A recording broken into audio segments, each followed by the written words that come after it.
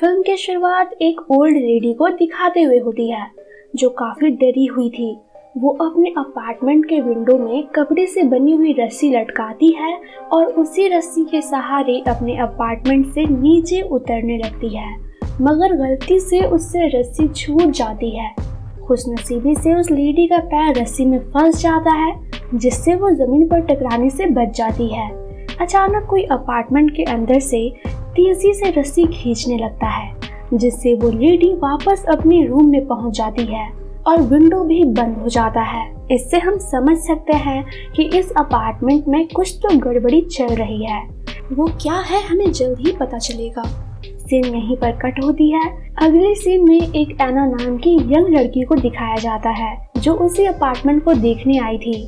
दरअसल एना 3 हफ्ते पहले इस शहर में अपने बॉयफ्रेंड डैनियल के साथ रहने आई थी, पर एना का उससे ब्रेकअप हो गया था, इसलिए वो शहर में अपने लिए न्यू अपार्टमेंट ढूंढ रही थी।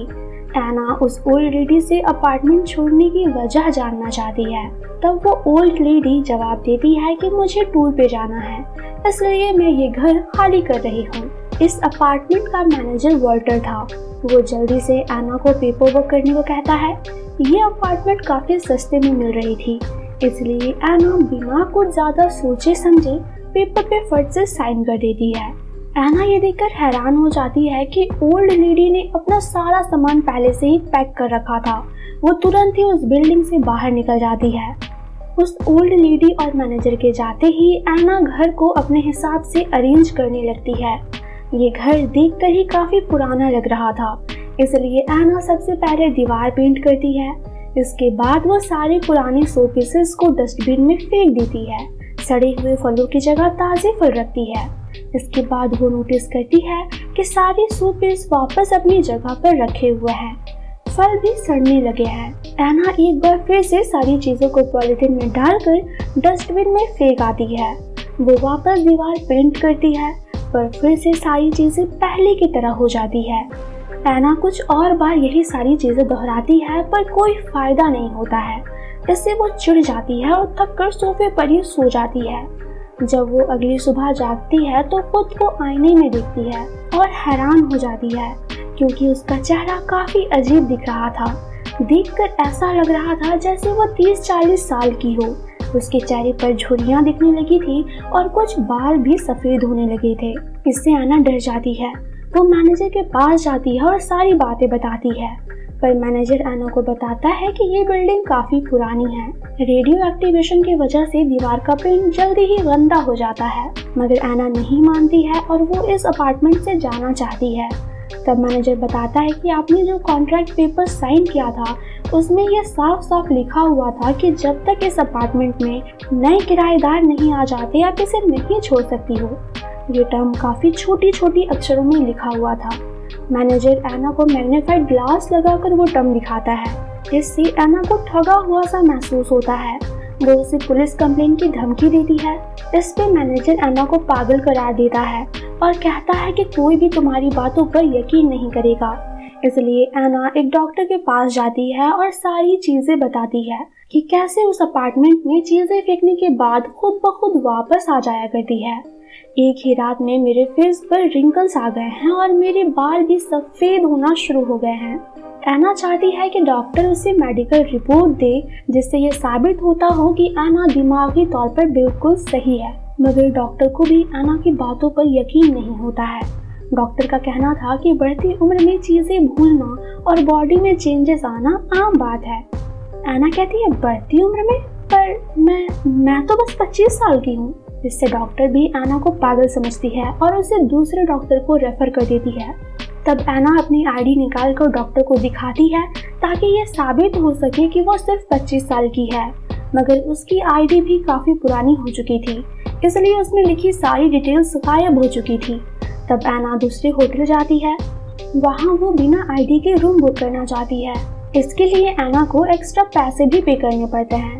एना जब अगली सुबह खुद को आईने में देखती है तो उसकी आंखों में आंसू आ जाते हैं, क्योंकि वो लगभग 50-60 साल की बूढ़ी औरत लग रही थी, जिसके फेस पर ढेर सारे रिंकल्स थे और आधे बाल सफेद हो चुके थे। उसके दांत भी खुद से टूटने लगे थे। एना गुस्से में वापस पुराने अपार्टमेंट के मैनेजर के पास जाती है। मैनेजर कहता है कि मैंने तो पहले ही कहा था कि यहाँ के रूल्स को फॉलो करना होगा। आप इस अपार्टमेंट से जितनी दूर जाओगे आप उतनी ही जल्दी बूढ़ी होते जाओगे। आपको किसी भी हाल में नए किराएदार ढूंढना ही होगा, क्योंकि यह अपार्टमेंट किसी भी हाल में अकेली रहना नहीं चाहती है। इसे हमेशा एक साथी की जरूरत होती है। ये अपने किराएदार की जवानी चूसकर खुद को मेंटेन करती है। सच्चाई जानने के बाद एना के पैरों तले से जमीन खिसक जाती है। वो गुस्से में रूम में जाती है। वो रूम को जलाकर राख कर देना चाहती है, मगर तभी उसे खांसी आने लगती है और वो जमीन पर ही गिर जाती है। तब मैनेजर अंदर आता है और वो एना के मुंह में फंसे कपड़े को खींचकर बाहर निकालता है। तब जाकर एना सही से सांस ले पाती है। इसके बाद मैनेजर एना को बताता है कि इस अपार्टमेंट के रूल्स फॉलो करने ही होंगे, वरना ये खुद को सही सलामत रखने के लिए किसी को भी नुकसान पहुंचा सकती है। मैनेजर एना को कई सारे फोटोज दिखाता है जिसमें कुछ लोगों ने अपार्टमेंट को भूखा रखने की कोशिश की थी, यानी वो इस अपार्टमेंट में नए किराएदार नहीं आने देते थे। वो लोग इस कमरे से अचानक गायब हो गए और ये बात जब एक मिनिस्टर तक पहुंची तो उसने इस अपार्टमेंट को तोड़ने का ऑर्डर दिया, मगर वो भी मारा गया। इसके बाद मैनेजर एना से कहता है कि एना, तुम अगर खुद को बचाना चाहती हो तो तुम्हें नए किराएदार लाने ही होंगे। एना अपने किसी दुश्मन को भी इस जहन्नुम में धकेलना नहीं चाहती थी, इसलिए मैनेजर उससे कहता है कि अगर तुम आखिरी बार किसी से मिलना चाहती हो तो मिल सकती हो, क्योंकि तुम्हारे पास बहुत कम वक्त बचा है। तब एना अपने बॉयफ्रेंड डैनियल के पास जाती है। डैनियल एना को एना की ग्रैंडमदर समझ लेता है। उसे लगता है कि वो एना से मिलने आई हैं। तब डैनियल उन्हें बता देता है कि एना और मेरा ब्रेकअप हो चुका है। एना उसे सच्चाई बताना चाहती थी, पर वो देखती है कि डैनियल को उसकी न्यू गर्लफ्रेंड पिक करने के लिए आई है। दरअसल ये दोनों लिव इन रिलेशनशिप में रहना चाहते हैं, तो इन्हें न्यू अपार्टमेंट देखने के लिए जाना था। इसलिए एना बिना डैनियल को सच्चाई बताए वापस अपने अपार्टमेंट में चली आती है। अपार्टमेंट खुद से एना के लिए चाय और केक बनाती है। एना गुस्से में केक डस्टबिन में फेंक देती है और चाय को भी सिंक में फेंकने लगती है। अचानक वो रुक जाती है, क्योंकि अब वो काफी बूढ़ी हो चुकी है। वो खुद से खाना नहीं बना सकती थी, इसलिए मजबूरी में वो अपार्टमेंट की बनाई हुई चीजें खाने को तैयार हो जाती है। अगले दिन एना इतनी ज्यादा बूढ़ी हो जाती है कि उसे चलने के लिए छड़ी का सहारा लेना पड़ता है। वो अपनी झुर्रियों वाले हाथ को नोटिस करती है और खींचकर अपनी स्किन निकालने लगती है। अपने हाथ के अंदर उसे मांस और खून की जगह ऊन दिखाई देता है, जिससे एना बेहोश हो जाती है। जब वो होश में आती है तो देखती है कि डैनियल अपनी न्यू गर्लफ्रेंड के साथ उसके ही अपार्टमेंट को देखने आया हुआ है।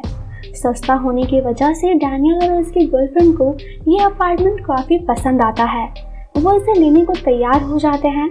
डैनियल एक्साइटमेंट में एग्रीमेंट पेपर पे साइन करने के लिए भी तैयार हो जाता है। एना यूं डैनियल को अपनी आंखों के सामने मौत के कुएं में कूदते हुए नहीं देख सकती थी। वो डैनियल के हाथ में गर्म चाय फेंक देती है। फिर वो डांटते हुए उन दोनों को अपने अपार्टमेंट से भगा देती है। इससे मैनेजर चौंक जाता है। वो कहता है कि आपसे पहले जितनों को यहाँ से निकलने का मौका मिला था, सारे खुशी खुशी यहाँ से निकल गए थे, पर आप बहुत जिद्दी हो। एना मैनेजर से कहती है कि दरवाजा बाहर से बंद कर दो और यहाँ सालों साल तक मत आना। एना के यूं खुद को सैक्रिफाइस करने के फैसले से मैनेजर की नजरों में एना की इज्जत बढ़ जाती है। मैनेजर के जाने के बाद एना आखिरी बार खिड़की से ठंडी हवा का मजा लेती है और फिर सोफे पर बैठकर अपार्टमेंट से कहती है कि आगे जो भी करना प्लीज आराम से करना। इसके बाद एना के बदन से ऊन बाहर निकलने लगती है और देखते ही देखते एना सोफे में समाती चली जाती है। सोफे पर बस एना के कपड़े बच जाते हैं और एना इस रहस्यमयी अपार्टमेंट का हिस्सा बन जाती है। और इसी के साथ ये मूवी यहीं पर खत्म हो जाती है। वीडियो पसंद आई हो तो लाइक और कमेंट ज़रूर करें और इसी तरह की वीडियोस देखने के लिए हमारे चैनल मूवीज गाइड हिंदी को अभी सब्सक्राइब करें।